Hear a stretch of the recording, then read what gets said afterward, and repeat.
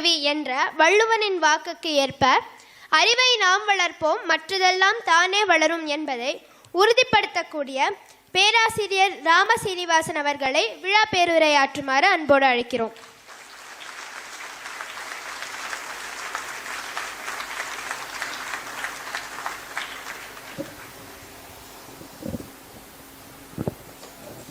சங்கம் வளர்த்த மதுரையிலிருந்து வந்தவன் என்பதனால என்னை தமிழிலேயே சகோதரி அறிமுகப்படுத்தி இருக்கிறார் என்று நினைக்கிறேன். முருகப்பெருமான செந்தூர் ஆண்டவன் என்று சொல்வார்கள். செந்தூர் என்றால் முருகன். சமீபத்தில் தான் மதுரையில் உலகமே வியக்கும் வண்ணம் ஒரு ஆபரேஷன் செந்தூர் மாநாடு நடைபெற்றது. இது ஆபரேஷன் சிந்தூர். ரெண்டுமே எதிரிகளுக்கு ஒரு அச்சத்தை கொடுத்திருக்கிறது என்பதில் கொஞ்சம் கூட சந்தேகம் இல்லை. ராஜ்நாத் சிங் அவர்கள், மரியாதைக்குரிய பாதுகாப்பு அமைச்சர், ஆபரேஷன் சிந்தூர் இன்னும் முடிவடையவில்லை, அது தற்காலிகமாக நிறுத்தி வைக்கப்பட்டிருக்கிறது என்று சொன்னார். அவர் சொல்லிவிட்டார். ஆனால் அதை நமது நண்பர் ரங்கராஜ் பாண்டே அவர்கள் தான் ஆபரேஷன் செந்தூர் தற்காலிகமாகத்தான் நிறுத்தி வைக்கப்பட்டிருக்கிறது என்பதை தமிழகமெல்லாம் கருத்தரங்குகள் நடத்தி அதை நிரூபித்துக் கொண்டிருக்கிறார். மற்ற ஊடகவியலாளர்கள் மாதிரி ஒரு நிகழ்ச்சியை நடத்தினோம், ஒரு நேர்காணல் நடத்தினோம், ஒரு மேடை கிடைத்தது உரையாற்றினோம் என்று போய்விடாமல் தமிழகத்தில் தேசிய கருத்துக்களை திரும்ப திரும்ப எடுத்து சொல்கிற ஒரு பத்திரிகையாளராக, ஊடகவியலாளராக அருமை நண்பர் ரங்கராஜ் பாண்டே அவர்கள் இருக்கிறார். அவருக்கு எனது வணக்கங்களையும் வாழ்த்துக்களையும் சொல்லி, ஒரு தேசபக்திக்கு, இராணுவ வலிமைக்கு எப்படிப்பட்ட முன்னுதாரணமாக நமது அருமை சகோதரர் கர்னல் தியாகராஜன் அவர்கள் பணியாற்றி இருக்கிறார் என்பது இன்னும் கூட அவரது பேச்சில் வரக்கூடிய உணர்வு, அந்த தேசபக்த உணர்வு அதை நமக்கு காண்பிக்கிறது. அவர் காட்டிய அந்த பவர் பாயிண்ட் நம்ம எல்லாம் புல்லரிக்க வைக்கிறோம். இந்திய இராணுவத்திற்கு நாம் ஒரு கரவொலி மூலமாக நாம் பெரிய சல்யூட்டே சொல்லலாம். அவ்வளவு பெரிய மாபெரும் வெற்றி.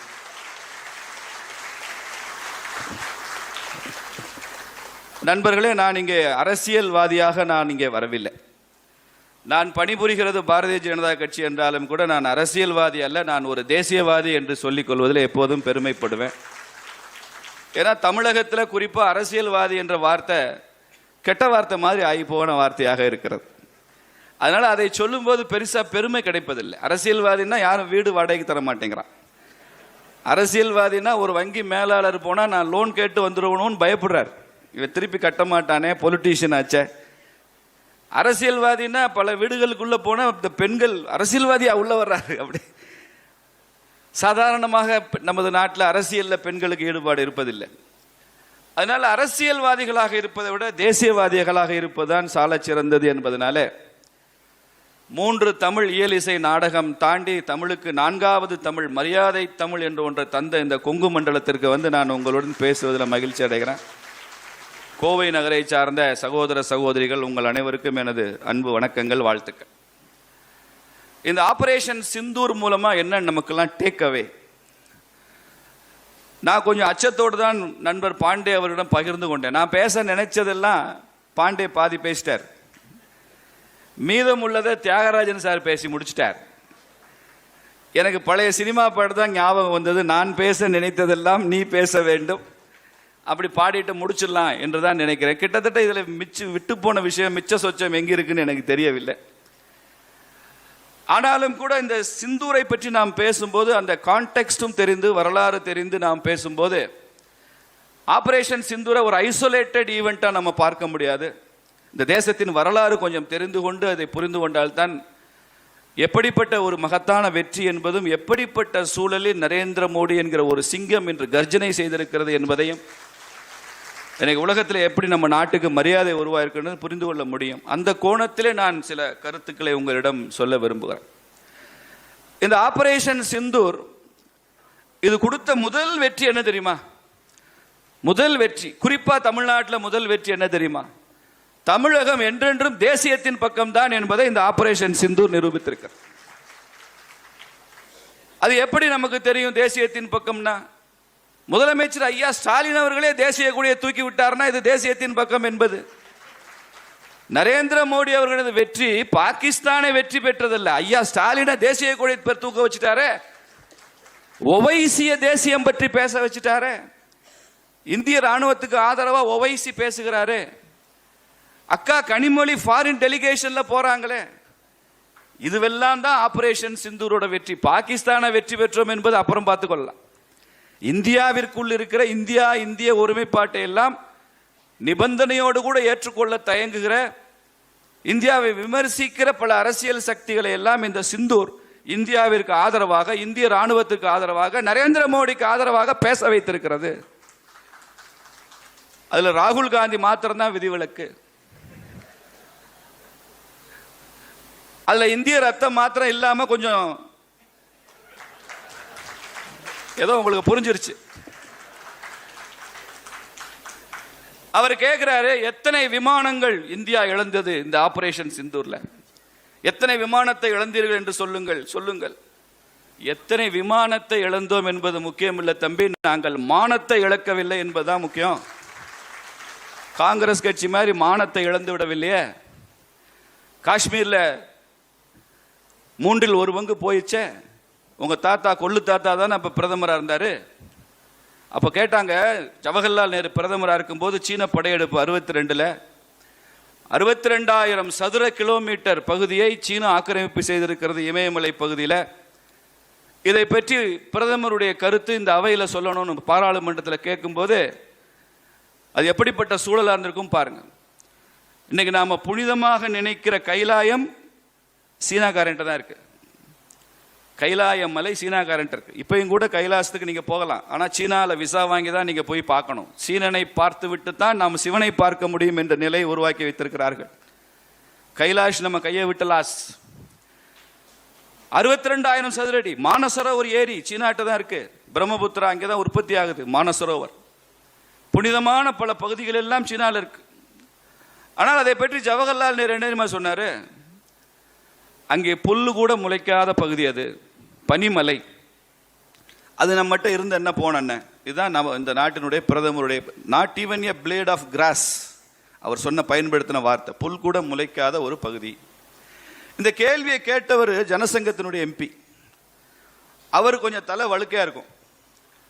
அவர் என்ன பண்ணாரு, தலையினுள்ள தொப்பியை கலட்டிட்டு, வட இந்தியாவில் தொப்பி போட்டிருப்பாங்க, கலட்டிட்டு, என் தலையில கூட தான் ஒன்றும் முளைக்கல மிஸ்டர் பிரைம் மினிஸ்டர், இதை விட்டுடலாமா அப்படின்னு. அடுத்த கேள்விதான் ரொம்ப அபாயகரமான கேள்வி கேட்டாரு. மிஸ்டர் பிரைம் மினிஸ்டர், உங்க தொப்பியை கலட்டுங்க, உங்க தலையில தான் ஒன்றும் முளைக்கல, அதை விட்டுடலாமா அப்படின்னு கேட்டாரு நாடாளுமன்றத்தில். நேருவால பதில் சொல்ல முடியல. ஒரு டெரிட்டோரியல் இன்டெகிரிட்டியே இல்லாத ஒரு ஆட்சியாக காங்கிரஸ் ஆட்சி இருந்தது. சுதந்திரத்தின் போது பாகிஸ்தான் என்று மிகப்பெரிய நிலப்பரப்பை இழந்தோம். 1/3 ஆஃப் தி காஷ்மீரை இழந்தோம். அதற்கப்புறம் 62,000 சதுர கிலோமீட்டர் சீனாவில் இழந்தோம். கச்சத்தீவை தூக்கி ராமேஸ்வரத்துக்கு கொடுத்தோம். தீன்பிகான் ஒரு தீவை தூக்கி பங்களாதேஷ் கொடுத்தோம். அக்ஷய் சென் ஒரு பகுதியை தூக்கி குஜராத்தினுடைய பகுதியை தூக்கி மறுபடியும் பாகிஸ்தானுக்கு கொடுத்தோம். இது யாரு அப்பை விட்டு சொத்து?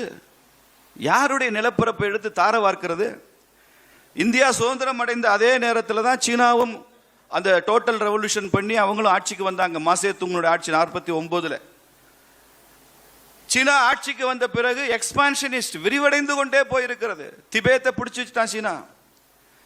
தைவான், சீனாவில் ஒரு அமைச்சர் இருக்கிறார். தினசரி காலையில் அவருக்கு என்ன வேலைன்னா, தைவான் சீனாவுக்கு சொந்தமான நிலப்பரப்பு அப்படின்னு தினசரி காலையில் ஒரு அறிக்கை விடுவார். இன்னைக்கும் கூட தைவான்ல ஒரு மினிஸ்டர் இருக்கார். அவர் என்ன செய்வார்னா, இல்ல தைவான் தனி நாடு, சீனாவுக்கு சம்பந்தம் இல்லைன்னு சாயங்காலம் அவர் ஒரு ஸ்டேட்மெண்ட் கொடுப்பார். இந்த ஸ்டேட்மெண்ட் போர் 70 வருஷமா போயிட்டு இருக்கு. திபேத்தை பிடிச்சிக்கிட்டான், தைவானை கிளைம் பண்றான். ஹாங்காங் இங்கிலாந்தோட இருந்தது 50 ஆண்டுகள் ஒப்பந்தம்.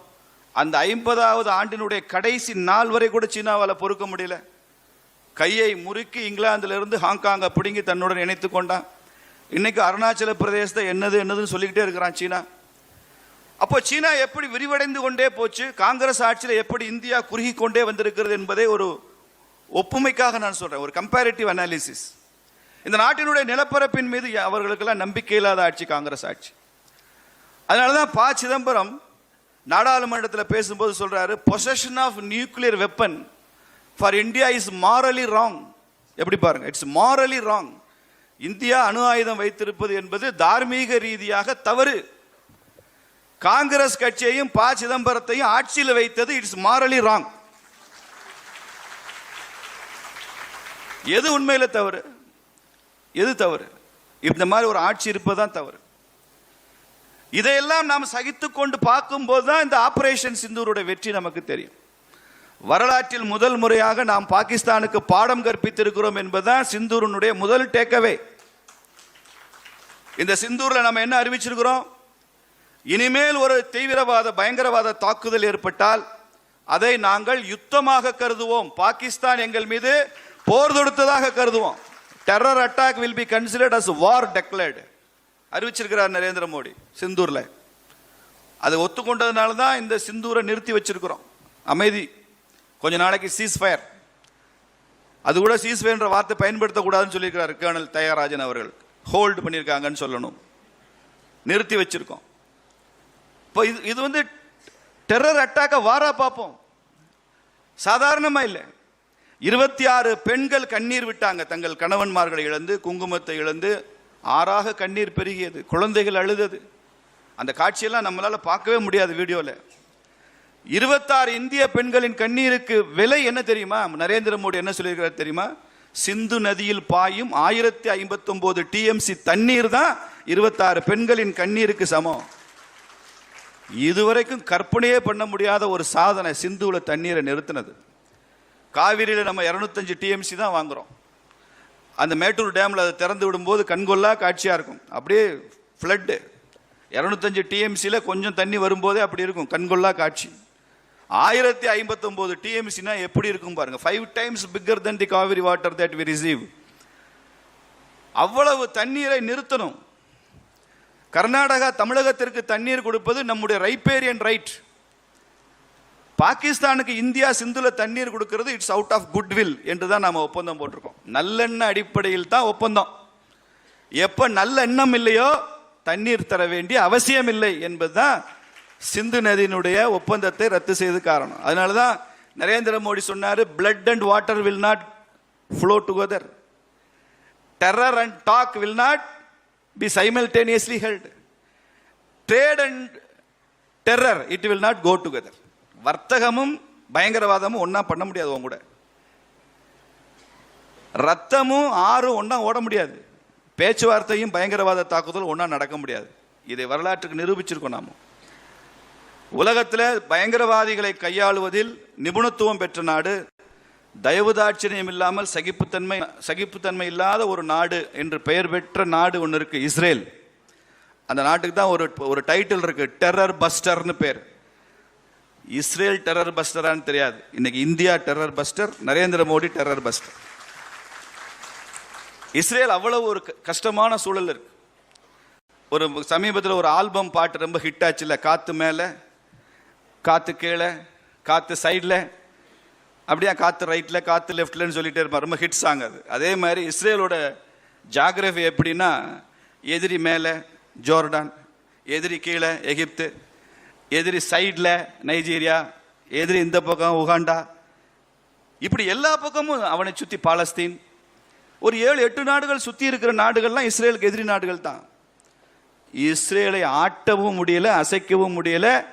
தொடர்ந்து இஸ்ரேல் அந்த பகுதியினுடைய மிகப்பெரிய சூப்பர் பவராக இருந்து கொண்டிருக்கிறது. மக்கள் தொகை குறைவு, அவனுடைய டெக்னாலஜி, அவனுடைய மிலிட்ரி மைட், இது உச்சத்தில் இருக்கு. இன்னைக்கும் கூட நாம இந்த ஆபரேஷன் சிந்தூர்ல நாம வெற்றி அடைந்ததுக்கு மிகப்பெரிய காரணம் இஸ்ரேலில் இருந்து நமக்கு கிடைத்த பல ராணுவ தளவாடங்கள் அதற்கு ரொம்ப உதவியாக இருந்திருக்கு. ட்ரோன்ஸ், S-400 கொண்டு வந்தோம், ரஃபேல் கொண்டு வந்தோம், ஸ்கால்ப்னு ஒரு ஏவுகணையை வச்சு அடிச்சோம், துல்லிய தாக்குதல். UNAV சொல்லுவாங்க, அன்மேன்ட் ஏரியல் வெஹிக்கிள்னு சொல்லி. அது எப்படின்னா, மேலேருந்து 7 ஃப்ளோர் இருந்தாலும் சரிதான், மேலேருந்து அப்படியே கீழே தாக்கி கீழே அடி ஃப்ளோரில் பங்கரில் ஒருத்தர் ஒளிஞ்சிருந்தான்னா அவனை தேடி கண்டுபிடிச்சி காலி பண்ணிட்டு திருப்பி மேலே ஏறி போயிடும். அன்மேன்ட் ஏரியல் வெஹிக்கிள்னு பேர். இதெல்லாம் கற்பனையே பண்ண முடியாது பாகிஸ்தான்கிட்ட. அவன் வச்சிருக்கிறதெல்லாம் துருக்கியிலிருந்து வந்தது, சீனாவிலிருந்து வந்தது தான். பாண்டே சரியா சொன்னார், எது நீ செய்த செங்கிலியா, இதை முன்னாலே சொல்ல வேண்டாமான்னு வடிவேலு சொன்ன மாதிரி. இன்னைக்கு ஆபரேஷன் சிந்தூருக்கு அப்புறம் உலகத்தில் ராணுவ தளவாடங்கள் வேண்டும் என்று சீனாவுடன் ஒப்பந்தம் போட்ட 12 நாடுகள் அதை பற்றி மறுபரிசீலனை செய்து கொண்டிருக்கிறது, ரெவ்யூ பண்ணிட்டு இருக்கு. அநேகமா பலது கேன்சல் ஆயிடும். துப்பாக்கி எப்படி வெடிச்சிச்சுன்னு பார்த்தோம். இந்தியாவினுடைய ராணுவ தளவாட ஏற்றுமதி 50,000 கோடி ரூபாயை தொட்டிருக்கிறது. மிகப்பெரிய சாதனை. இதை பொருளாதார புரிதலோடு சொல்லணும்னா, ஆபரேஷன் சிந்தூருக்கு அப்புறம் சீனாவினுடைய டிஃபென்ஸ் கம்பெனிஸினுடைய ஸ்டாக் மார்க்கெட் ரேட் எல்லாம் படுபாதாளத்தில் போயிடுச்சு.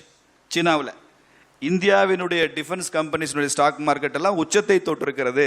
ஒரே நாளில் உலகத்தில் நடந்த ஷேர் பிரைசஸ்னுடைய வித்தியாசத்தை நீங்கள் புரிந்து கொள்ளலாம். ஏன் சீனாவினுடைய ஷேர் பிரைஸ் கீழே போகுது, ஏன் இந்தியாவுக்கு மேலே போகுது?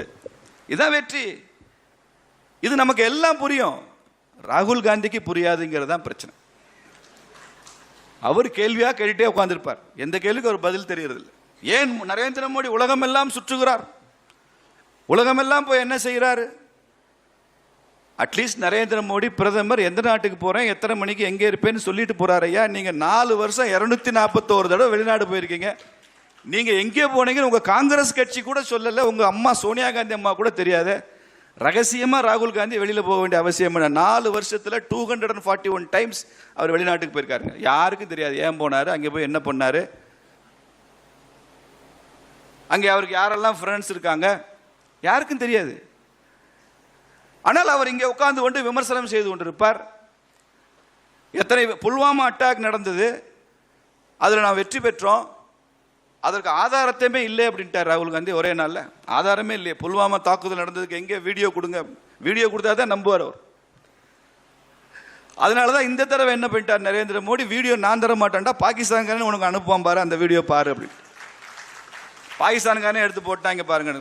அவன் போடாதல அமெரிக்காவிலேருந்து ட்ரம்ப் எடுத்து போட்டாருங்க பாருங்க, பாகிஸ்தான் அடிக்கிறாங்க, இந்தியா அடிக்குது. மிச்சத்தையெல்லாம் நீங்கள் மீதியை வெண்திரையில் காண்க அப்படிங்கிற மாதிரி போட்டாச்சு.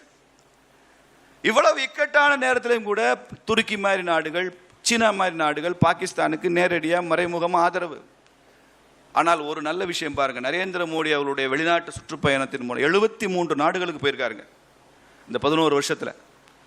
சில நாடுகளுக்கு 1 முறை, சில நாடுகளுக்கு 2 முறை, அமெரிக்கா மாதிரி நாடுகளுக்கு 10 முறை போயிருக்காரு, இலங்கைக்கு 4 முறை போயிருக்காருன்னு நினைக்கிறேன்.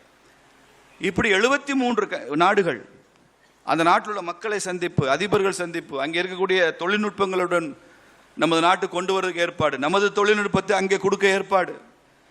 பல நாட்டுகளுடைய மிக உயரிய விருதை இவர் பெற்றிருக்கிறார். நான் அஜித் தோவல் அவர்களது நெருங்கிய நண்பர், அவரை சந்திக்கும் போது அவர் சொன்னார், ஒரு ஆச்சரியமான விஷயத்தை சொன்னார். அஜித் தோவல் அவர்களை இன்னொரு வெளிநாட்டிலிருந்து என்எஸ்ஏயா வர சொல்லி கூப்பிடுறாங்க, நேஷனல் செக்யூரிட்டி அட்வைசராக வர்றதுக்கு இன்னொரு தேசத்திலிருந்து பெரிய ஆஃபர் இருக்குது அப்படின்னாரு. நான் கேட்டேன் எந்த தேசம் அப்படின்னு கேட்டேன். ஆச்சரியப்படுவீங்க சார், சவுதி அரேபியாவிலேருந்து கூப்பிட்டுருக்காங்க அஜித் தோவல்.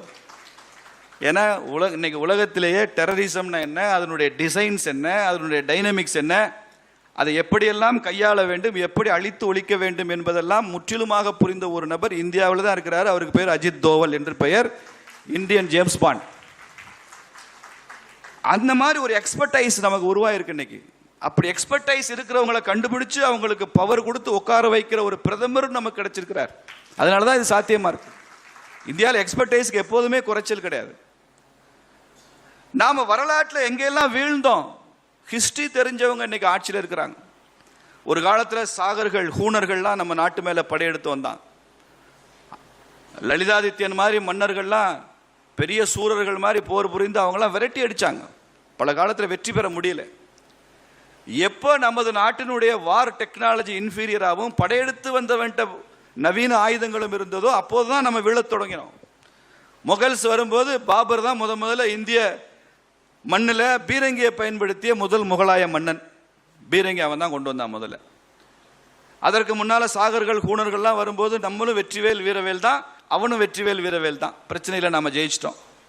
பாபர் வரும்போது பீரங்கி வரும்போது நம்ம வெற்றிவேல் வீரவேல் தான்.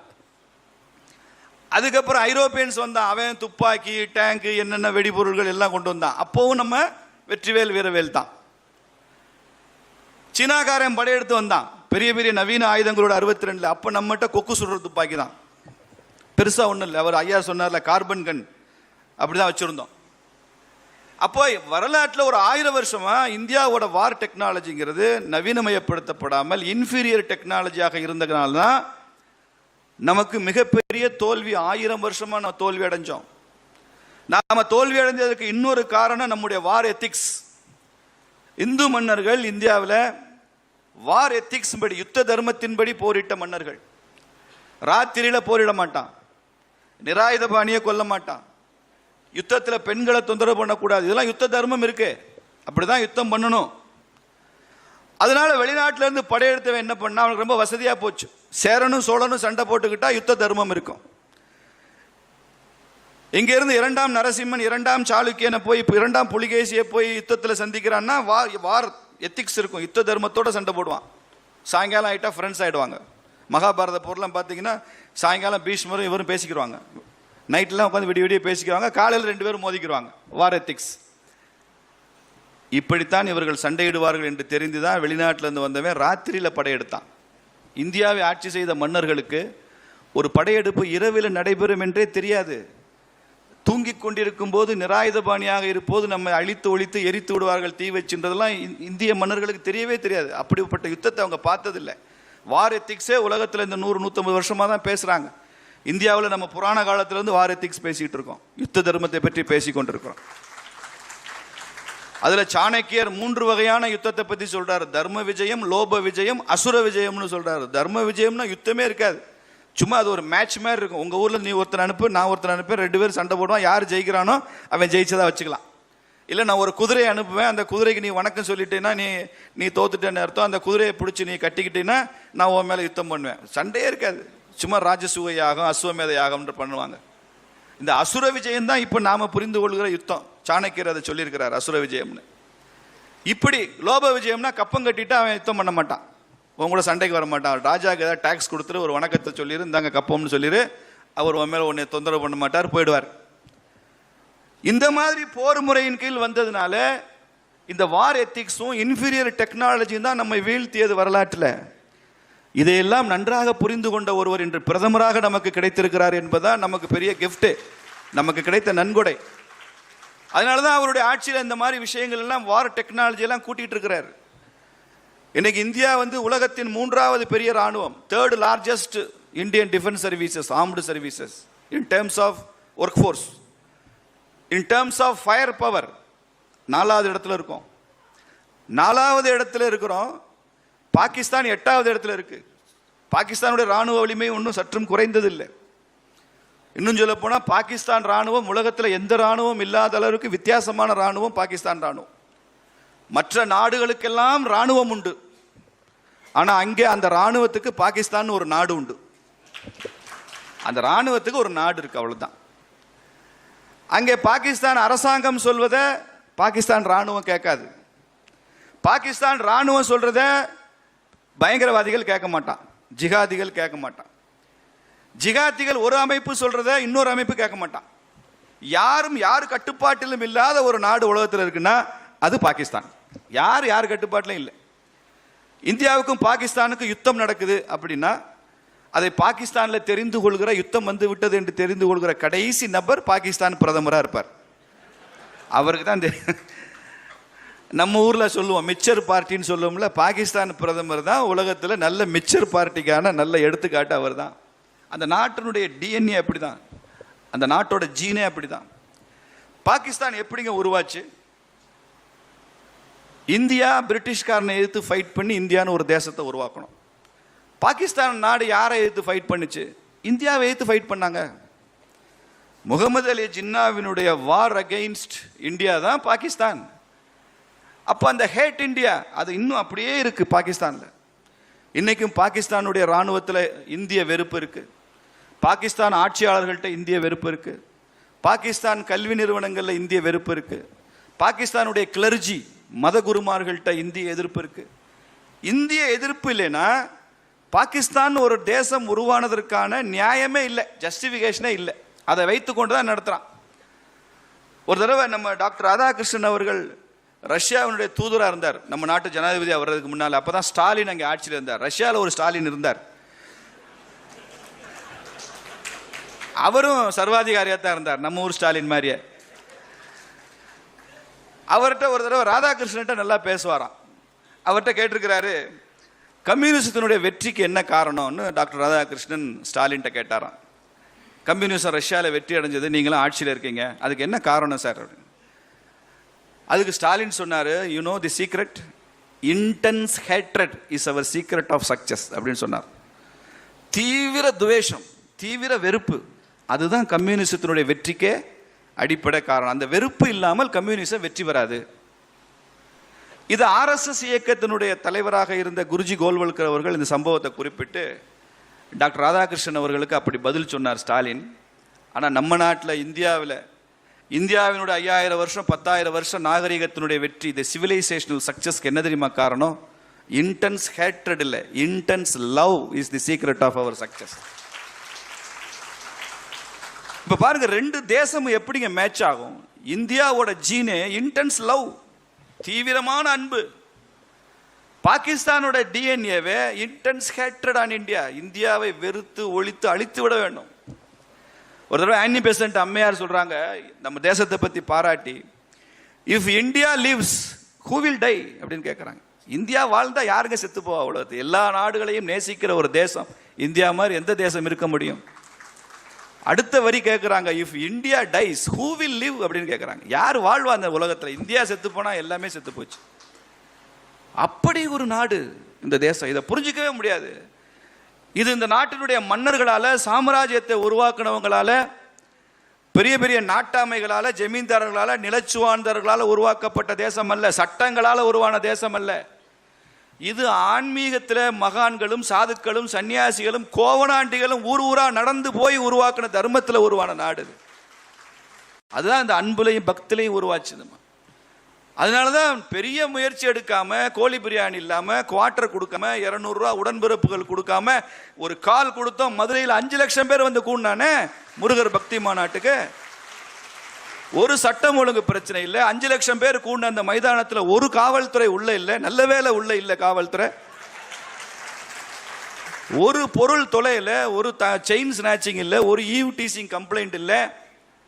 அந்த மைதானத்தில் ஒரு துண்டு பிடி இல்லை, ஒரு துண்டு சிகரெட் இல்லை, ஒரு காலி பாட்டில் இல்லைங்க. இது வெற்றி. ஏன்னா இது நம்ம நாட்டினுடைய தர்மம் தான்.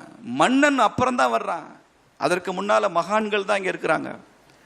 இந்த மாதிரி ஹிஸ்டரி எதுவும் பாகிஸ்தானுக்கு இல்லைங்க. அதனால தான் திரும்பி திரும்பி பாகிஸ்தானுக்கு நமக்கும் பிரச்சனை ஆகிட்டே இருக்கு.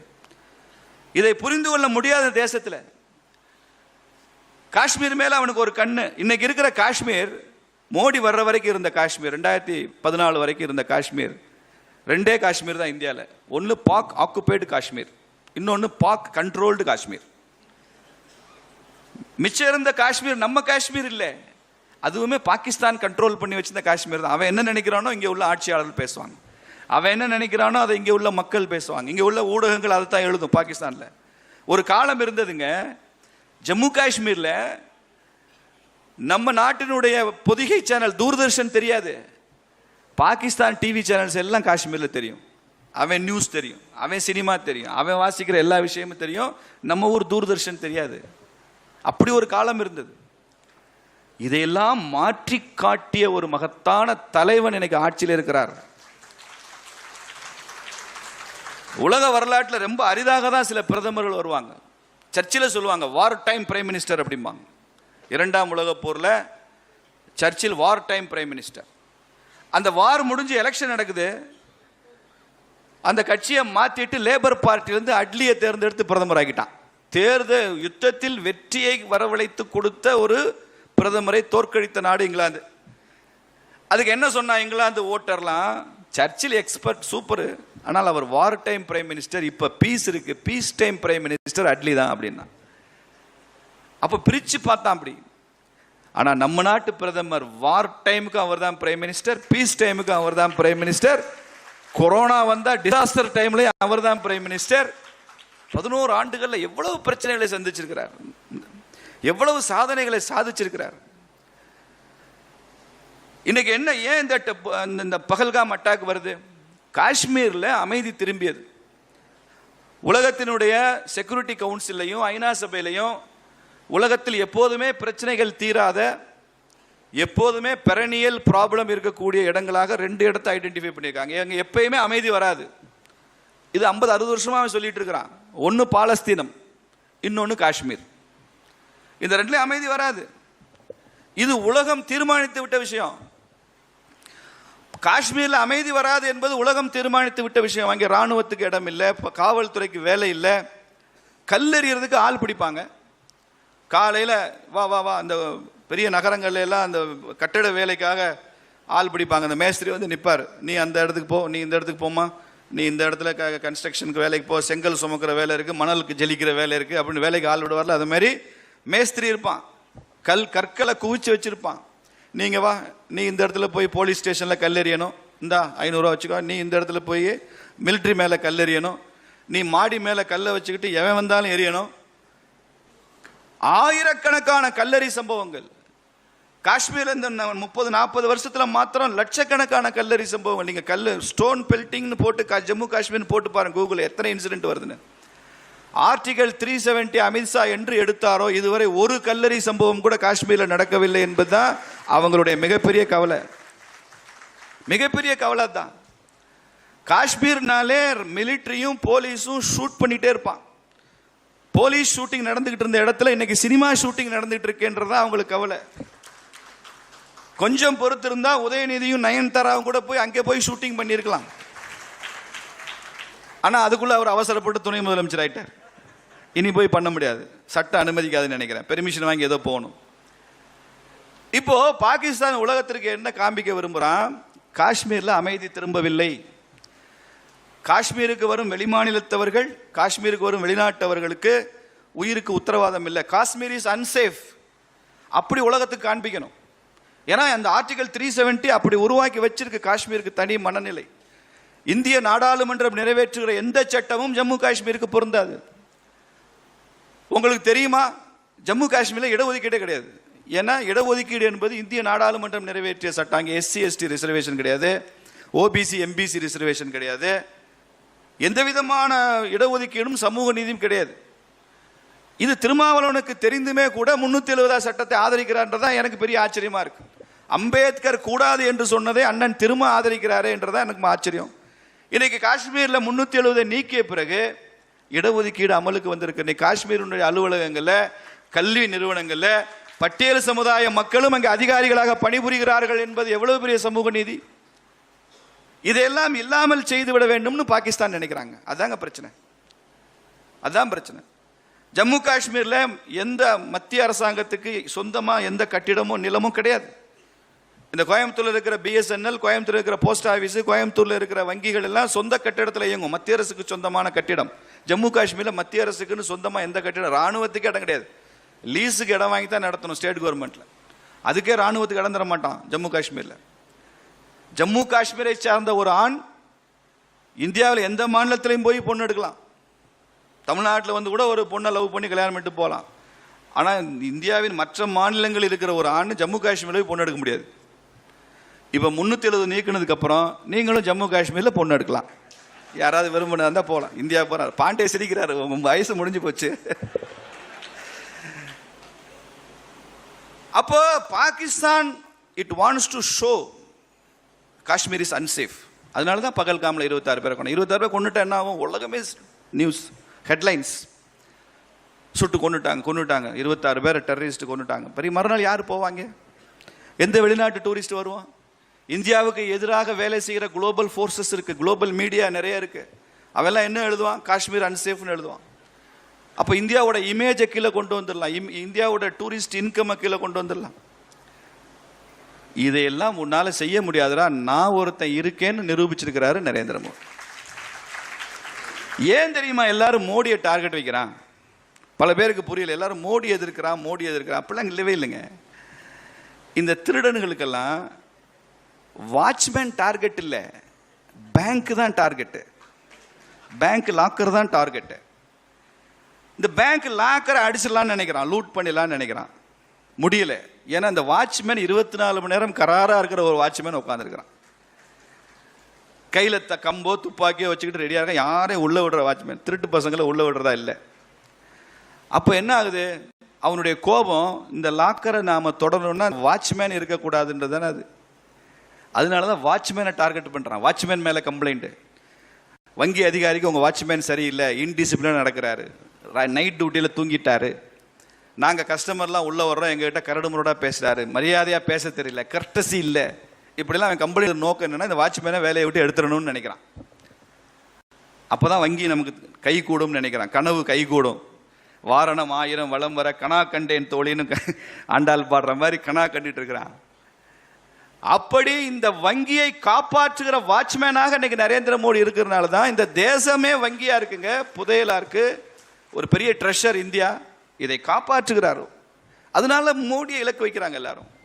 பாகிஸ்தான் அப்படி தான் இலக்கு வைக்குது, சீனா அதனால தான் மோடி இலக்கு வைக்குது. ட்ரம்ப் மாதிரி சொல்லக்கூடாது, கொஞ்சம் கடுமையான வார்த்தையாக தான் இருக்கு. அவர் எப்போ என்ன பேசுவாருன்னு தெரியல ட்ரம்ப். அந்த மாதிரி உள்ளவங்க கூட மோடி இலக்கா இருக்கிறாரு. ஒரு பேட்ரியாட்டிக் கவர்மெண்ட், ஒரு பேட்ரியாட்டிக் பிரைம் மினிஸ்டர் இந்தியாவில் இருப்பதை பல உலக சக்திகள் என்று விரும்பவில்லை, பல வெளிநாடுகள் விரும்பல. நரேந்திர மோடி அடுத்த முறை ஆட்சிக்கு வரக்கூடாதுன்னு நினைக்கிறவங்க அது காங்கிரஸும் திமுகவும் கம்யூனிஸ்டாக தான் இருக்குன்னு அவசியம் இல்லை, அவங்க எப்பயும் இருப்பாங்க. ஆனால் மோடி அடுத்த முறையும் பிரதமராக வருவதை சீனா விரும்பவில்லை, பாகிஸ்தான் விரும்பவில்லை, பங்களாதேஷ் விரும்பவில்லை, அமெரிக்காவும் விரும்பவில்லை என்றது எத்தனை பேருக்கு தெரியும்? அவன் விரும்பலைன்னா சும்மா உட்காந்து இருப்பானா? தன் விருப்பத்தை நிறைவேற்றுவதற்கு எந்தெந்த வழிகளில் வேலை செய்வான். அவனுக்கு சப்ஸ்கிரைப் பண்ணுறதுக்கு இந்தியாவுக்குள்ளே எவ்வளோ பேர் ரெடியாக இருக்காங்க. இதெல்லாம் புரிந்து கொண்டாதான் எனக்கு ஒரு ஜியோ பொலிட்டிக்ஸ் நமக்கு புரியும். இந்த புவிசார் அரசியல் நமக்கு புரிந்து கொள்ள வேண்டும் என்றால் இதையெல்லாம் சேர்ந்து நாம் புரிந்து கொள்ள வேண்டிய அவசியம் இருக்கு. அப்படி காஷ்மீரை கண்ட்ரோல் பண்ணாங்க. பாகிஸ்தானில் இதுவரைக்கும் 78 வருஷம் பாகிஸ்தான் ஒரு நாடு உருவாகி அதில் 34 வருஷம் பாகிஸ்தானில் ராணுவம் தான் ஆட்சி பண்ணியிருக்கு, மிலிட்ரி ரூல். மிச்சமுள்ள வருஷங்கள்லாம் ஜனநாயக ஆட்சி இல்லை, நேரடி மிலிட்ரி ரூல், மறைமுகமான மிலிட்ரி ரூல், ரெண்டு தான் பாகிஸ்தானில். Indirect military, direct military. எத்தனை பேரை கொண்டிருக்காங்க பாருங்க. லியாக்கத், ஜியாவுல் ஹக், பெனாசிர் பூட்டோ. பாகிஸ்தான் ராணுவம் கொலை செஞ்சது எத்தனை பேரை பாருங்க. ட்ரையல் நடத்தி தான் பல பேரை நாடு கடத்தி. இம்ரான் கானை கூட அழிச்சிட நினைச்சாங்க, ஏதோ தப்பிச்சிட்டாரு. அப்படி ஒரு தேசம் அது. அங்கே ஆர்மியினுடைய சீஃப், பாகிஸ்தானுடைய ஆர்மி சீஃப் பெர்மனண்டா பாகிஸ்தான் பிளானிங் கமிஷன்ல மெம்பர், திட்ட கமிஷன்ல அவர் நிரந்தர மெம்பர், எக்ஸ் ஆஃபீசியோ மெம்பர். அவரை இல்லாமல் எந்த முடிவு எடுக்க முடியாது ஆர்மி சீஃப். அதெல்லாம் தாண்டி பாகிஸ்தான் அந்த ராணுவம் பல லிஸ்டட் ஸ்டாக் மார்க்கெட் கம்பெனிஸ்ல பெரிய இன்வெஸ்ட்மெண்ட் பண்ணியிருக்கு. கராச்சி தான் நம்ம ஊர்ல மும்பை மாதிரி ஸ்டாக் எக்ஸ்சேஞ்ச் இருக்கிற ஊர் பாகிஸ்தானில். அந்த கராச்சியினுடைய ஸ்டாக் மார்க்கெட்டில் 70% மார்க்கெட் கேபிட்டலைசேஷன். இதை நம்ம ஐயா ஆடிட்டர் குருமூர்த்தி அவர்கள் அற்புதமாக விளக்குறார், எக்கனாமிஸ்ட் அவர். 70% market capitalization it is held by Pakistan army. $43 billion Karachi stock மார்க்கெட்டோட வேல்யூ. அதில் 70% கிட்டத்தட்ட 30 லட்சத்துக்கு மேலே வருது, 33-34 வரும் பில்லியன் டாலர்ஸ். அப்போ பாகிஸ்தானுடைய ராணுவத்துக்கு எவ்வளவு பெரிய நிதி பலம் இருக்குன்னு பாருங்க. நாம 6 லட்சம் கோடி வருஷத்துக்கு ஒதுக்குறோம். அது கூட இப்ப மோடி வந்ததுக்கு அப்புறம் தான் கூடி இருக்கு. ஒரு காலத்துல வெறும் 30,000 கோடி 40,000 கோடி தான் ஒதுக்கிட்டு இருந்தோம். இன்னைக்கு 6 லட்சம் கோடி ஒதுக்குறோம். ஆனால் பாகிஸ்தான் எங்க இருக்கு? அப்படிப்பட்ட ஒரு தேசத்தை பந்தாடி இருக்கிறோம் நாம. அதுதான் இந்த ஆபரேஷன் சிந்தூர்ல நமக்கு கிடைச்ச மிக பிரம்மாண்டமான வெற்றி. இல்ல சீனா தலையிட்டு கூட முடியல. பல பேர் கேட்குறாங்க, ஏங்க துருக்கியெல்லாம் இவ்வளோ ஆதரிக்குது, ஏங்க சீனா அப்படி ஆதரிக்குது? வேற வழியில் நிறைய கடன் கொடுத்து தொலைச்சிருக்கேன் அவனுக்கு. பாகிஸ்தான் தான் துருக்கியினுடைய ராணுவ தளவாடங்களுடைய மேஜர் பையர். சீனாவுக்கான மேஜர் பையரும் பாகிஸ்தான் தான். நிறைய கடன் வேற வாங்கி வச்சிருக்கான். இப்போ நான் பாண்டேட்ட ஒரு 5000 ரூபா கடன் வாங்கியிருக்கேன். அவர்கிட்ட நான் சொல்கிறேன், பாண்டே எனக்கு கொஞ்சம் நெஞ்சு ஒரு செஸ்ட் பெயின் இருக்க மாதிரி இருக்கு, ஒரு கார்டியாக் டாக்டர் இங்கே எதாவது பார்க்கலாமான்னு. அவர் சொல்லுவார், அதெல்லாம் வேணாம் ப்ரோ, உங்களுக்கு ஏதாவது கேஸ்ட்ரிக் ட்ரபிளாக இருக்கும், ஏதோ உங்களுக்குலாம் அப்படிலாம் வராது அப்படின்னு சொல்லிடுவார். ஏன்னா 5000 தான் கடன் வாங்கியிருக்கேன். அவர்கிட்ட 5 லட்ச ரூபா கடன் வாங்கியிருந்தேன்னு வச்சுங்க. அவர்கிட்ட லேசாக ஒரு கேஸ்ட்ரிக் பெயின் மாதிரி இருக்கே அப்படின்னா ரூல் அவுட் பண்ணிடணும். ப்ரொஃபஸர் வாங்க, நல்ல கார்டியாலஜிஸ்டாக நானே கூட்டிகிட்டு போகிறேன், நீங்கள் அப்படிலாம் ரிஸ்க் எடுக்கக்கூடாது, உடனே டாக்டரை பாருங்கள், வாங்க இசிஜி எடுப்போம், எக்கோ எடுப்போம் அப்படின்னு சொல்லி பார்த்துருவோம். ஏன் தெரியுமா? என் மேலே உள்ள அக்கறை ஒரு பக்கம், ஆனால் கடன் எவ்வளோ கொடுத்துருக்காரு? 5 லட்ச ரூபா கொடுத்துருக்காரு. போச்சே, பணம் போச்சு சார். ஒரு பேச்சுக்கு சொன்னேன் சார், 5 லட்சம் எப்போ கொடுப்பேன்னு கேட்டாங்க. அது மாதிரி பாகிஸ்தான் நிறைய கடன் வாங்கி வச்சதுனால இப்போ IMFல கடன் வாங்கி வச்சிருக்கிறான். நாளைக்கு இந்தியாவுக்கு பாகிஸ்தானுக்கு ஒரு பெரிய ஸ்கேல்ட் அப் வார் வருதுன்னு வச்சுங்க, ஹை இன்டென்சிட்டி வார் வருது. IMF என்ன பயப்படும்? ஐயோ பணம் போச்சே, இவ்வளோ பணத்தை கடனாக கொடுத்து வச்சிருக்குமே அவன், அப்படிதான் நினைப்பாங்க. அப்படி சில ஆதரவு அவங்களுக்கு இருக்கு, அவ்வளவுதான்.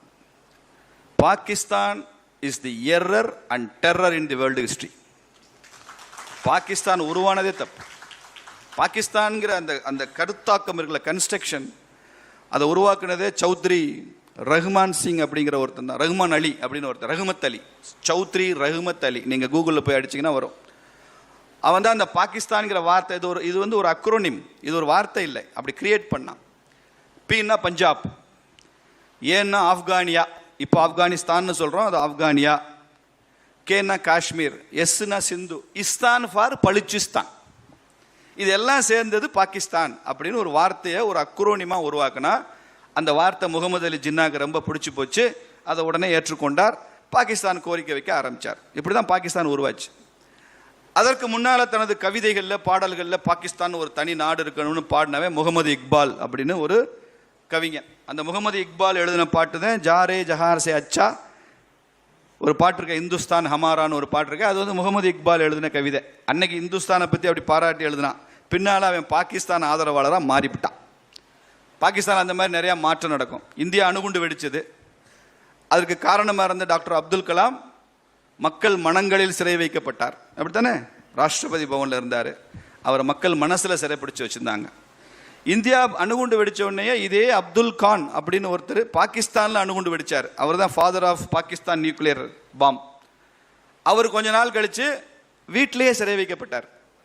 ஏன்னா அணு ஆயுத ரகசியங்களை வெளிநாடுகளுக்கு ரகசியமாக அதை சொல்லிவிட்டார், சீக்ரெட் எல்லாம் வித்துட்டாரு, சீக்ரெட் செல்லிங் பண்ணாருன்னு அவரை ஹவுஸ் அரெஸ்ட் பண்ணி வச்சுருந்தாங்க ரொம்ப வருஷம். அப்புறம் கோர்ட்டில் வீட்டில் ஏதோ பண்ணி வெளில வந்தார். அப்போ பாகிஸ்தானில் ஒரு சயின்டிஸ்ட் எப்படி இருக்கான், இந்தியாவில் ஒரு சயின்டிஸ்ட் எப்படி இருந்தார் அப்துல் கலாம்னு பாருங்க.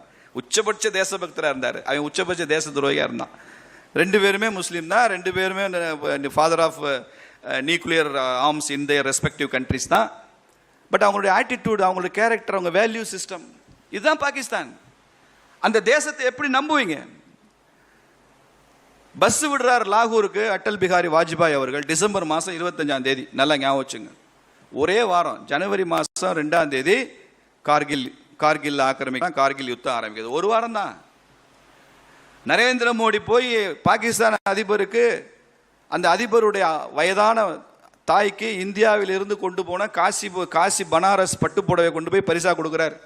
இது நான் உங்கள் தாயாருக்காக கொண்டு வந்தேன், அவங்களும் எனக்கும் அவங்க தாய் தான் அப்படின்னு. அந்தளவு உறவை உருவாக்க நினைக்க நரேந்திர மோடி பாகிஸ்தான் கூட. ஆனால் அவர் போயிட்டு வந்த 10 நாளில் அந்த ஊரி தாக்குதல் ஆரம்பித்தாங்க. எப்படி பாருங்க, இந்த நாய்க்கு பிஸ்கட் போடுவோம், இந்த நாயோட நல்ல ரிலேஷன்ஷிப் வச்சுக்கலாமே, அது ஒரு அனிமல் தானேன்னு. அது என்ன செய்யும், பிஸ்கட்டை கடிக்கிறதோ இல்லையா கையை கடிச்சிடும். பாகிஸ்தான் அப்படி தான், தெருநாய் மாதிரி. நீங்கள் அதுக்கு என்ன பிஸ்கட் போட்டாலும் அதை கையை கடிக்கிற நாய் தான். ராணுவ ஆட்சியில் வளர்ந்து வந்தவனுக்கு எப்படி இருக்கும்? நான் ஒரு தடவை ரீடர்ஸ் டைஜஸ்டில் ஒரு ஜோக் படித்தேன். பாகிஸ்தானில் ஒரு பேருந்து, டவுன் பஸ், அதில் க்ரௌடடாக இருக்குது, எல்லாம் ஸ்டாண்டிங்கில் போகிறான். ஒருத்தன் இன்னொருத்தன் காலை மிதிச்சிட்டான். செருப்பு ஸ்ட்ராங்காக செருப்பு போட்டிருக்கான். அதை அப்படியே கால் மேலே அவன் கால் வச்சுட்டான். அவனுக்கு வலிக்குது கால். அவன் என்ன பண்ணுறான், ரொம்ப கூலாக, சார் நீங்கள் மிலிட்ரியில் இருக்கீங்களா சார் அப்படின்னு கேட்குறான். காலை மிதிச்சவனை பார்த்து கேட்குறான், நீங்கள் இராணுவத்தில் இருக்கீங்களா? இல்லை இராணுவத்தில் இல்லையே. அப்படியா? உங்கள் வீட்டில் யாராவது, உங்கள் அண்ணன் தம்பி யாராவது இராணுவத்தில் இருக்காங்களா சார்? அப்படிலாம் யாருமே இல்லையே. உங்கள் மனைவி வகையில் உங்கள் கொழுந்தனார், இவர் உங்கள் மச்சினை அப்படி யாராவது மிலிட்ரியில் இருக்காங்களா சார்? அப்படிலாம் யாருமே இல்லைப்பா. நீங்கள் எந்த ஊர் சார்? ஏதோ ஒரு ஊர் பேர் சொல்கிறான். அந்த ஊருக்காரங்க யாராவது உங்கள் ஊருக்காரங்க மிலிட்ரியில் இருக்காங்களா சார்? யாருமே இல்லையா. கால் எடுறான் நாயை அப்படின்னு.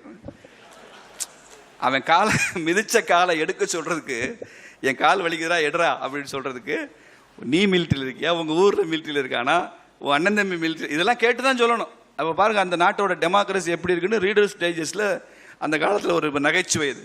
அப்படி பாகிஸ்தானை சரி செய்யவே முடியாத ஒரு தேசம் சார். இன்னும் ஒரு 5 வருஷம் நம்ம பிஜேபி ஆட்சி இருந்து பிரதமர் மோடியாக 4th டேர்ம் இருந்தா, we will rewrite the history of India. We will rewrite the history of India. அதோட முடியாது. We will redraw the geography of Pakistan. திரும்ப பாகிஸ்தானுடைய ஜாகிரபியை மாற்றுறதும் இந்தியாவோட ஹிஸ்டரியை மாற்றுறதும் 4th டேர்மில் நிச்சயமாக நடக்கும். சரித்திரத்தை சரியாக சொல்ல வேண்டியது நமது கடமை. அதையும் நிச்சயம் சொல்லுவோம். Pakistan is not a settled fact. அப்படி ஒரு தேசம் இருப்பது, existence of Pakistan is a potential threat to the world peace. அதை பலுச்சிஸ்தான், பஞ்சாப், சிந்துன்னு துண்டு துண்டா பிரித்து ஒழிச்சால் ஒழிய பாகிஸ்தான் பிரச்சனை தீர்வு கிடையாது. உலகத்தினுடைய அத்தனை பயங்கரவாதிகளையும் பாதுகாப்பாக தங்க வச்சிருக்கிற நாடு. ஒசாமா பின் லேடன் அமெரிக்கா உலகமெல்லாம் தேடினா, எங்கே கொண்டாங்க அவனை? பாகிஸ்தான்ல. பாம்பேல குண்டு வச்சுட்டு தாவூத் இப்ராஹிம் துபாய்க்கு போனான். முதல்ல பாகிஸ்தான்ல தான் இருந்தான், அப்புறம் தான் துபாய். கராச்சியில் வசதியாக இருந்தான் தாவூத் இப்ராஹிம். உலகத்தில் யார் என்ன நாசகார செயல் செய்தாலும், பயங்கரவாத செயல்கள் செய்தாலும் அவனுக்கெல்லாம் ஒரு அசைலம் கொடுத்து அவனுக்கு நல்ல ஆயில் மசாஜ் பண்ணி அவனை தங்க வைக்கிற ஒரு தேசம் எப்படிங்க உலகத்துக்கு உகந்த நாட்டாக இருக்க முடியும்? அதை எப்படி நம்ம அனுமதிக்க முடியும்? Irresponsible nuclear power Pakistan. இந்தியாவிலையும் அணு ஆயுதம் இருக்கு, பாகிஸ்தான்லையும் இருக்கு. ரெண்டுக்கு என்ன வித்தியாசம்? India is responsible nuclear power, Pakistan is irresponsible nuclear power. அணுகுண்டு வெடிச்சார் அடல் பிகாரி வாஜ்பாய். நீங்க அணுகுண்டு வெடிக்கலாமா? காந்தி பிறந்த நாடல்லவா, புத்தர் பிறந்த நாடல்லவா? பில் கிளின்டன் சொன்னார், அப்ப அமெரிக்க ஜனாதிபதி அவர் தான். புத்தர் பிறந்த நாடு, காந்தி பிறந்த நாட்டில் அணுகுண்டு வெடிக்கலாமா அப்படின்னு. அப்போ வாஜ்பாய் அரசாங்கத்தில் இருந்து ஒரு ஆபீசர் சொன்னாரு, அணுகுண்டு வெடிச்சதுக்கு அப்புறம் தான் கிளின்டனுக்கு தெரியுது இது காந்தி பிறந்த நாடு, புத்தர் பிறந்த நாடு. அது வரைக்கும் சொல்லவில்லையே. Because India was known for its soft power. மென்மையான ஒரு சக்திக்கு பெயர் பெற்ற நாடு. இந்தியான்னா யோகாசனம், இந்தியானா மியூசிக், இந்தியானா நடனம், இந்தியானா நல்ல உணவு, இந்தியானா ஆயுர்வேதிக் மெடிசின், இந்தியாவுனா கலைகள், பாரம்பரியம், டைவர்சிட்டி. இந்தியானா இந்த மென்மை போக்கு, ஒரு ஃபெமினைன் கண்ட்ரி இந்தியா. ஃபெமினைன் கேரக்டரோட இருக்கிற ஒரு தேசம், ஒரு தாய் தன்மையோட இருக்கிற தேசம். தாய்மை தான் இந்தியாவின் அடையாளம். அப்படிதான் பார்த்து வந்திருக்கிறோம். அதனால தான் இந்த தேசத்தை மற்ற நாடுகளெல்லாம் father Germany, father Russia, father அமெரிக்கான்னு சொல்லும்போது இதை மதர் இந்தியா என்று நாம் சொல்கிறோமே, அந்த தாய்மை தன்மை உள்ள தேசம். அதனால தான் எல்லாரையும் அரவணைக்கிறோம். ஒரு தாய் எப்படி எல்லாரும் மேலே பாசமாக இருப்பாளோ அப்படி. ஆனால் அதைத்தான் நமது எதிரிகள் நம்மளை எக்ஸ்ப்ளாய்ட் பண்ணுறான். அந்த மென்மையான உணர்வை தான் காயப்படுத்தி பார்க்குறான். அதனால தான் 1000 வருஷமாக அந்த நாட்டில் பிரச்சனை. அதான் V.S. நைபால் எழுதினார், the wounded civilization, Indian civilization is wounded civilization எழுதினார் நைபால். V.S. நைபால்னு ஒரு நோபல் லாரேட். எங்களால் தாய்மையாகவும் இருக்க முடியும், ஆண்மையாகவும் இருக்க முடியும்னு இன்னைக்கு Narendra Modi காமிச்சிருக்கார். we are no more soft power alone. தேவைப்பட்டா நாங்க வைப்ரண்ட் ரிசர்ஜென்ட் இந்தியாவா மாறுவோம். அப்போ வாஜ்பாய் சொன்னாரு, அணுகுண்டு வெடிச்சிட்டு நீங்க அணுகுண்டு வெடிக்கலாமான்னு கேட்குறாங்க. நான் இப்போ இந்த இடத்துல இருந்து அனுபவிக்கிறேன். எங்க nuclear policy no first use என்று நாங்கள் உலகத்தின் முதல் தேசமாக நாங்கள் அறிவிக்கிறோம். இந்தியா அணு ஆயுதத்தை முதலில் எந்த நாட்டின் மீதும் நாங்கள் பயன்படுத்த மாட்டோம் என்று அறிவிக்கிறோம். மற்ற நாடுகளையும் அப்படி அறிவிக்க சொல்லுங்கள்னு சொன்னார். இது வரைக்கும் ஒரு பயம் அறிவிக்கல. அப்படி அமெரிக்கா சொல்லியிருக்கானா நான் முதல்ல அணுகுண்டு போட மாட்டேன், ரஷ்யா சொன்னானா நான் முதல்ல எந்த நாட்டு மேலே அணுகுண்டு போட மாட்டேன், பாகிஸ்தான் வாயே திறக்க மாட்டானே, அமெரிக்கா ரஷ்யாவும் சொல்லலை, நான் சீனா சொல்லுவானா? இந்தியா தான் சொல்லியிருக்கு நான் முதல்ல போட மாட்டேன். அப்போ ஜார்ஜ் பெர்னாண்டஸ் டிஃபென்ஸ் மினிஸ்டர் இருக்கும்போது கேட்டாங்க, நீங்கள் முதலில் அணுகுண்டு போடவில்லை என்றால் உங்கள் மீது இன்னொரு தேசம் அணுகுண்டு போட்டால் என்ன செய்வீங்க? அதுக்கு ஜார்ஜ் பெர்னாண்டஸ் பதில் சொன்னார், முதல்ல அவங்க அணுகுண்டு போட்டால் இன்னொரு அணுகுண்டு போடுறதுக்கு அந்த தேசம் இருக்காது அப்படின்னு சொன்னார். அப்படி ஒரு நாடு இருக்காது, முற்றிலும் அழித்தொழித்துடும். இதுதாங்க ஆண்மை, இதுதான் வீரம். ஆண்மை தவறேல் போர் தொழில் பழகு சொன்னார்ல பாரதி, சொன்னானா இல்லையா? ரௌத்ரம் பழகு, வைய தலைமைகொள். பாரதி இத்தனை எழுதி வச்சான், யாரும் கேட்கல. பாரதிக்கு தெரியாத விஷயம் இத்தனையுமாக ஒரு நரேந்திர மோடி வந்து இந்தியாவில் பிரதமராக இருக்க போறாருன்னு பாரதிக்கு தெரியாது. அப்படி ஒருத்தர் 100 வருஷம் கழிச்சு வருவாருன்னு பாரதிக்கு தெரியாதப்போ. வைய தலைமைக்கோள் நீ எடுத்துக்கணும். உன்னை யாரும் போய் சிம்மாசனத்தில் உட்கார வைக்க மாட்டாங்க. நீ தான் லீடர், வேர்ல்டு லீடர் நீ தான். நீ போய் அந்த சேர்ல உட்காரு. அப்படி உட்காரணும்னா இந்தியாவின் பொருளாதாரம், இந்தியாவின் ராணுவம் எல்லாம் வலிமையா இருக்கணும். அப்பதான் உங்களுக்கு ஸ்டேச்சர் கிடைக்கும். மார்க் ஸ்பென்சர்னு ஒரு மிலிட்டரி எக்ஸ்பர்ட், இன்னொரு 5 நிமிஷம் எடுத்து. மார்க் ஸ்பென்சர் அவன் தான் இன்னைக்கு வேர்ல்டுலேயே பெரிய ஸ்ட்ராட்டஜியில் ரொம்ப முக்கியமான ஆளு. மிலிட்டரியை பற்றி ஏதாவது கருத்து, ரஷ்யா யுக்ரைன் யுத்தத்தை பற்றி கேட்கணும்னா அவங்ககிட்ட கேட்டால் எக்ஸ்பர்ட் ஒப்பீனியன் நிறையா கொடுப்பான். யார் ஜெயிச்சா, யார் தோத்தா, எதில் யார் எப்படி பண்ணுறா எல்லாம் சொல்லுவான். அவன் சொல்கிறான், இந்த ஆத்ம நிர்பர் பாரத்னு ஒரு திட்டம் கொண்டு வந்தார் மோடி. சொல்கிறது mark Spencer, military world level military expert and strategist. அது வந்து ஏதோ வெறும் எக்கனாமிக் ஐடியா இல்லை, அது ஒரு எக்கனாமிக் பாலிசி இல்லை. நீங்கள் ஏதோ குடிசை தொழில் செய்யும், சோப்பு செய்யும், சீப்பு செய்யுன்றதுக்காக ஆத்ம நிர்பர் பாரத் சொல்கிறாரு, அதோட சேர்த்து டிஃபென்ஸ் பார்ட் செய்கிறாரு. இல்லை, it is a strategic doctrine of India அப்படின்னு சொல்றான் Aatmanirbhar Bharat. It's a strategic doctrine. அதனால தான் இவ்வளவு உச்சத்துக்கு போயிருக்குன்னு சொல்றாரு. ஆத்ம நிர்பர் பாரத்ங்கிறது இன்னைக்கு நம்ம நாட்டினுடைய 80% ராணுவ உற்பத்தி நாமளே செய்கிறோம். இதற்கு முன்னால நம்ம வெறும் 22% தான் செஞ்சுக்கிட்டு இருந்தோம். 78% இம்போர்ட். இன்னைக்கு 80% நாம உற்பத்தி பண்றோம். இந்த ஆத்ம நிர்பர் பாரத்ல பல நாடுகளுக்கு நாம டிஃபென்ஸ் ஸ்பேர் பார்ட்ஸை நாம ஏற்றுமதி செய்கிற இடத்துல நாம இருக்கிறோம். இனிமே உலகம் எல்லாம் இந்தியாவுடைய ஆகாசும் இந்தியாவுடைய மிசைல்ஸும் இந்தியாவோட ட்ரோனும் தான் உலகம் எல்லாம் போக போகுது. உலக நாடுகள் வேற எங்கேயும் போக போறதில்ல. அந்த அளவுக்கு அஃபோர்டபுள் காஸ்ட்ல வேர்ல்டு கிளாஸ் டெக்னாலஜியில நாம உலகத்துக்கெல்லாம் கொடுக்க போறோம். எங்கே இருந்தது இந்தியா, எங்கே மாறி போயிருக்கு. the face of the country has been changed. the image of the country has been raised. the morale of the armed forces எங்கேயோ இருக்கு, உச்சத்துல இருக்கு. ஒரு சின்ன உதாரணம் சொல்றேன். யுத்த களத்திலேயோ பயங்கரவாதிகளை எதிர்த்து போற ஒரு ஆபரேஷனுக்கோ ஒரு சோல்ஜர் போனான்னு வச்சுங்க, 35 கிலோ வெயிட் அவன் சுமக்கிறாங்க ஒரு நாள் முழுக்க. அவன் போட்டிருக்கிற ஷூ பிரிட்டிஷ்காரன் காலத்தில் விட்டுட்டு போன ஷூ, மொந்துன்னு இருக்கும், தூக்கி நடக்கவே முடியாது அப்படி ஷூ. அவன் போட்டிருக்கிற அந்த புல்லட் ப்ரூஃப் இருக்குல்ல வெயிட், அவன் மூச்சை பிடிச்சி நெரிக்கணும். எதிரி வந்து மூச்சை பிடிக்க வேணாம், புல்லட் ப்ரூஃப் ஜாக்கெட் போட்டாலே மூச்சை பிடிச்சிரும். ஃபர்ஸ்ட் எய்டு கிட்டு, பின்னால் ஷோல்டரில் பேக்கில் போட்டுக்கிற அந்த கிட்டு எல்லாம் 35 கிலோ வெயிட்டு. நரேந்திர மோடி வந்ததுக்கு அப்புறம் அவர் கவனத்துக்கு இது போச்சு. இதுக்கு R&D பண்ணுங்கன்னு சொன்னார். ஷூல இருந்து, புல்லட் ப்ரூஃப் ஜாக்கெட்ல இருந்து, கிட்டில் இருந்து, ஃபர்ஸ்ட் எய்ட்ல இருந்து, அவன் போட்டுக்கிற தொப்பியில இருந்து அத்தனையும் மாடர்னைஸ் பண்ணி இன்னைக்கு வெறும் 12 கிலோ வெயிட் தான் அவன் சுமக்கிறான் ஒவ்வொரு ராணுவ வீரன். இதை தியாகராஜன் சார் ஒத்துக்குவார்னு நினைக்கிறேன். 23 கிலோ ஒவ்வொரு ராணுவ வீரனுடைய வெயிட்டை குறைச்சிருக்கிறாருங்க. ஒரு நாள் முழுக்க சுமந்துக்கிட்டே அவன் ஓடணும், சுடணும், படுக்கணும், புரளணும், குதிக்கணும். பேட்டில் ஃபீல்டில் அப்படித்தானே இருக்கும் யுத்த காலத்தில். அதில் 35 கிலோ வெயிட். அப்போ இத்தனை வருஷம் இந்த தேசத்தை ஆட்சி செய்த யாருக்கும் ஏன் ஒரு ராணுவ வீரனுடைய எடையை குறைக்கணும், அவன் சுமக்கிற சுமையை குறைக்கணுன்ற எண்ணமே ஏன் வரல? மோடிக்கு ஏன் வந்தது? மோடிக்கு ஏன் வந்ததுன்னா, ஒவ்வொரு வருஷமும் தீபாவளியை நீங்களும் நானும் நம்ம வீட்டில் கொண்டாடுறோம். மோடி ராணுவ வீரர்களோட போய் கொண்டாடுறார்.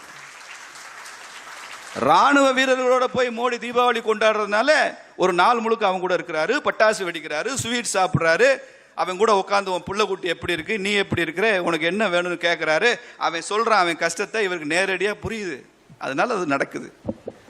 புரியுதா உங்களுக்கு? சின்ன சின்ன விஷயங்கள்ல மோடி ஏன் ஒவ்வொரு வருஷம் தீபாவளிக்கு ராணுவ வீரர்களோட போய் தீபாவளி கொண்டாடணும்? அப்போ இது எவ்வளவு பெரிய முறையில் நம்ம கஷ்டங்களை புரிந்து கொண்ட ஒருத்தர் இன்னைக்கு பிரதமராக இருக்கிறான்ற எண்ணம் வருமா வராதா? அதெல்லாம் வந்துடக்கூடாதுனால தான் பாகிஸ்தான் இப்படி துடிக்குது. காஷ்மீரில் அமைதி வந்துடக்கூடாது, அதுக்கு தான் இந்த பகல்காம் அட்டாக் வருது. இதை மாற்றி அமைக்க போறோம். டெஸ்டினி.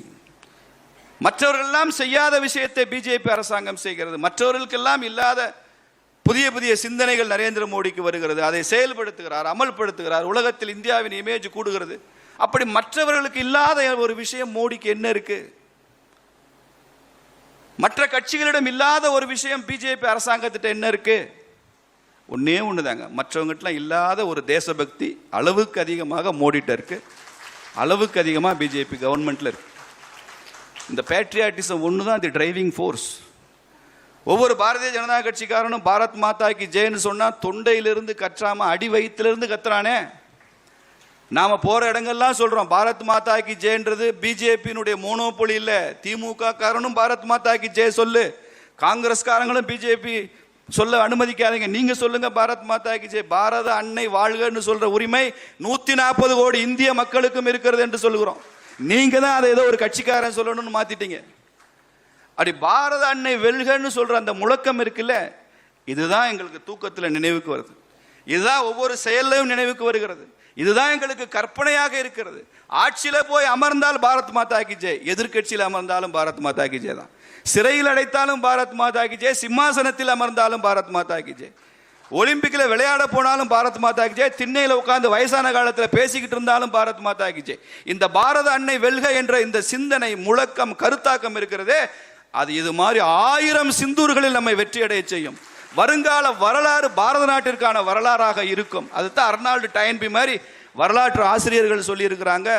19ஆம் நூற்றாண்டு இங்கிலாந்துக்கு சொந்தமாக இருந்துச்சு, 20ஆம் நூற்றாண்டு அமெரிக்கர்களுக்கு சொந்தமாக இருந்தது, 21ஆம் நூற்றாண்டு இந்தியாவிற்கு சொந்தமான நூற்றாண்டாக இருக்கும்னு அர்னால்ட் டயன்பி சொல்லிட்டு போனான்.